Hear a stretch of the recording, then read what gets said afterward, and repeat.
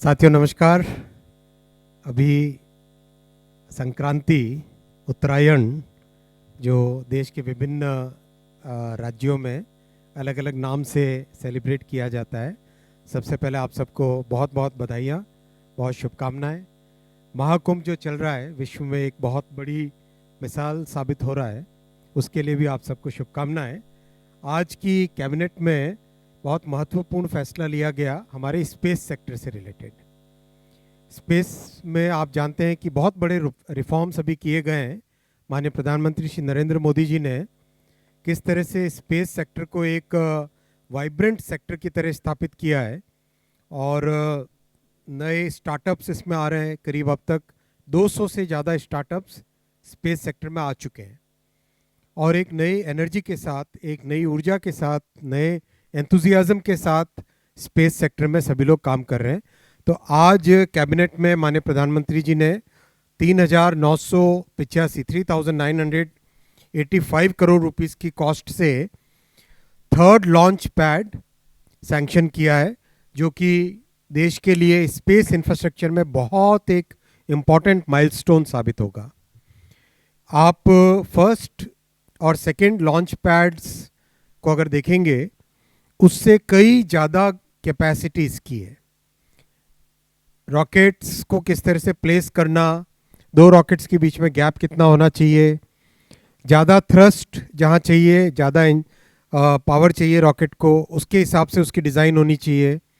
वो सारी की सारी चीज़ों को ध्यान में रखते हुए थर्ड लॉन्च पैड को आज सैंक्शन किया गया है 3,985 करोड़ से। अगले 30 वर्षों को ध्यान में रखते हुए इस इंफ्रास्ट्रक्चर की डिज़ाइन की जा रही है। आप सब जानते हैं कि दो बड़े मिशन लिए गए हैं, जिसमें भारत अंतरिक्ष स्पेस स्टेशन बनेगा और बाय 2040 मून पर भारतीय पहुंचने की एक बड़ा जो मिशन हाथ में लिया हुआ है, उसमें इस प्रोजेक्ट का बहुत बड़ा रोल रहेगा। थर्ड लॉन्च पैड का बहुत बड़ा रोल रहेगा। दोनों जो अभी के लॉन्च पैड्स हैं, उसका इंफ्रास्ट्रक्चर जितना है वो सब भी, और उसके सिस्टम्स हैं, जो कम्युनिकेशन सिस्टम्स हैं, मेजरमेंट सिस्टम्स हैं, उन सब को भी इस प्रोजेक्ट में अपग्रेड किया जाएगा। ये सारे टेक्निकल डिटेल्स आपके सामने हैं और जो प्रेस आपके सामने नोट जाएगा उसमें और भी टेक्निकल डिटेल्स आएंगे। व्हाट आई वांटेड टू से is, with the launch of with the approval of the third launch pad, this huge space sector startup ecosystem which has got created, that will get a major boost. उनको एक नई facility मिलेगी, उनको एक नई capability मिलेगी। अभी हाल ही में स्पेडेक्स जो डॉकिंग के लिए बहुत बड़ा इम्पॉर्टेंट एक प्रोजेक्ट था, वो भी सक्सेसफुल हुआ है, जो आप सबकी जानकारी में है।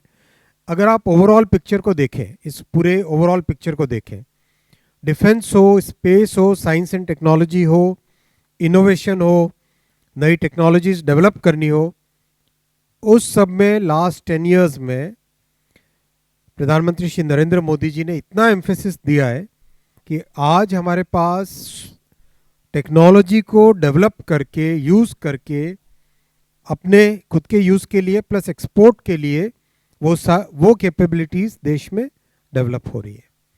इसीलिए आपके सामने एक समरी रखी है जो टेक्नोलॉजी से रिलेटेड प्रधानमंत्री जी की थर्ड टर्म में, इस ऐतिहासिक थर्ड टर्म में जो फैसले लिए गए, ये सारे साइंस एंड टेक्नोलॉजी से रिलेटेड 68,000 करोड़ रुपीस के अब तक के फैसले लिए गए। मैं साथियों इसके बाद में आता हूँ, जो कैबिनेट में नहीं था फैसला, लेकिन आपकी जानकारी के लिए रखना चाहता हूँ। माननीय प्रधानमंत्री जी ने केंद्र सरकार के सभी कर्मचारियों के लिए 8th सेंट्रल पे कमीशन को मंजूरी दे दी है। 8th सेंट्रल पे कमीशन आप सब जानते हैं 1947 से अब तक 7 पे कमीशंस हुए हैं और प्रधानमंत्री जी ने एक रेगुलर रिदम के साथ पे कमीशन बनाने का जो एक संकल्प लिया है, उसके हिसाब से 2016 में लास्ट पे कमीशन 7th पे कमीशन स्टार्ट हुआ था, तो 2026 में इसका टर्म कंप्लीट होता है। उससे वेल बिफोर 2025 में 8th पे कमीशन स्टैब्लिश करने से सफिशिएंट टाइम मिलेगा so that the recommendations can be received well before the completion of the period of 7th पे कमीशन। जैसा आप जानते हैं इसमें मैसिव कंसल्टेशन होगा with the state governments, with all the different stakeholders in the central government, in the PSUs, इन सब के साथ डिटेल्ड कंसल्टेशन होगा और चेयरमैन एंड 2 मेंबर्स का भी शीघ्र अपॉइंटमेंट होगा। एक तरीके से ये एक बहुत बड़ा फैसला है जिसमें जो केंद्र के कर्मचारी हैं, और जैसा आप जानते हैं वन सेंट्रल पे कमीशन कम्स, उसके बाद में करीब करीब हर देश के जितने भी ऑर्गेनाइजेशंस हैं वो सब उसी को फॉलो करते हैं।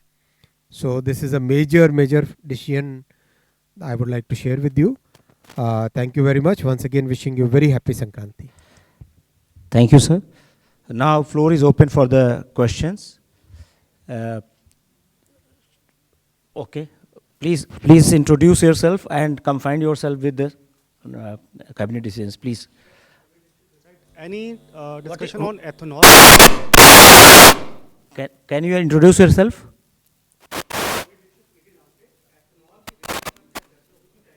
जो चर्चा होती है वो मैं आपके सामने रखता ही हूँ हमेशा। नेक्स्ट। हाँ।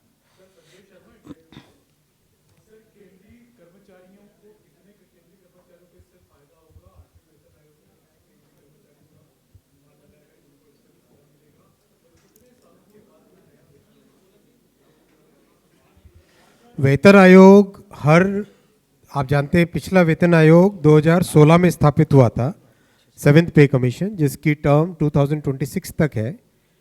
तो वेल बिफोर 2026 इसकी रिकमेंडेशंस आके सो दैट 2026 में इसको लागू किया जा सके, इस हिसाब से आज ये फैसला है। करीब एग्जैक्ट नंबर्स आपको दे देंगे, करीब 50 लाख के आसपास है टोटल एम्प्लॉइज। 2 नंबर की गई इसमें जो आपने कहा कि चेयरमैन और 2 सदस्य होंगे या चेयरमैन सहित 2 सदस्य होंगे, और कब तक, अगर वो डिटेल्स आपके सामने बहुत जल्दी आ जाएंगे। 13 जस्ट अ सेकंड प्लीज। एक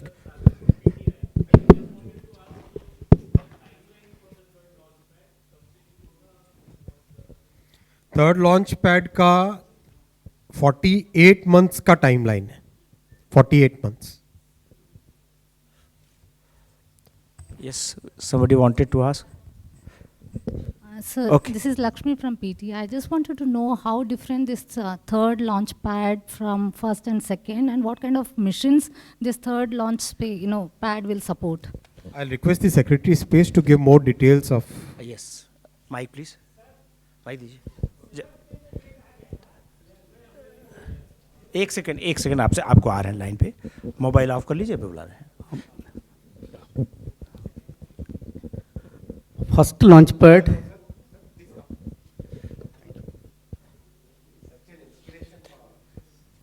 Thank you, sir. Thank you. As you are aware, we are having right now 2 launch pads operational. In the first launch pad, we can launch PSLV vehicle. And second launch pad, we can launch the LBM-3 and GSLV Mark II vehicles. Of course, whenever required, PSLV also can go. Now, Honorable Prime Minister has already given the approval for the next generation launcher, NGLV. That capability is almost, the Mark III vehicle capability is 8,000 kg to low Earth orbit. This vehicle capability is 30,000 kg to low Earth orbit. And the vehicle size is something around 91 meter height. Almost 2.2 times height of the Mark III vehicle, and the lift-off mass is 1,000 ton, almost 1.5 times of Mark III vehicle. So this launch pad is capable of handling that vehicle, NGLV. Also, we can launch, with augmenting, we can also have capability to launch more Mark III vehicles. And this vehicle, if you see, it is having a LOX methane propulsion system, so the interior infrastructure has to be built, and that we don't have in the current pads. Also, we can little augmentation. Honorable Prime Minister has already given the direction and guideline for us to take Indian to moon and safely land and bring them back safely. For that program also, this pad will be useful. Thank you, sir. Any more questions about space so that sir can give the answers?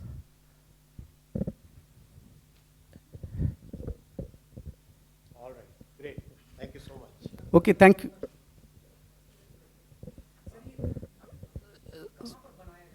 Shri Harikota. Thank you, sir. Okay, sir. Okay, thank you. Today we had the great, this one, excellent achievement. Thank you, sir. Thank you, sir.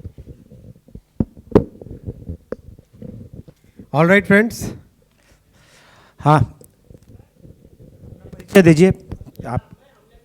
Freelance journalist, ये 7th पे में कहा गया था जो 50% DA होने के बाद उसे बेसिक में मर्ज कर दिया जाएगा, तो कब इसको इस मामले पे कोई ये बैठक में विचार किया गया है? जो 7th पे कमीशन की तो रिकमेंडेशंस ऑलरेडी इंप्लीमेंट हो चुकी है। नहीं, 7th पे में ही कहा गया था जो 50% से एबव होने पर डीए उसे बेसिक में मर्ज करके टिल आप इनका क्वेश्चन नोट कर लो। मैं नोट कर लेता हूँ, मैं समझ गया। वापस। ठीक है, विष्णु सोम, आप पूछना चाहते थे कुछ? Sir, Sunil Prabhu, sorry. Sir, I just wanted to know about the constitution of the committee and the term, by when do they submit? We'll get the details. We'll get all the details. Okay, it's not yet been, the committee has not It's been in the constituted. works. I'm announcing what. Okay. Aman. Sir, मैं तरुण शर्मा हूँ, जी business से। Sir, RINL को लेकर कोई discussion आज की? कितने फैसले हैं वो मैंने सारे बता दिए।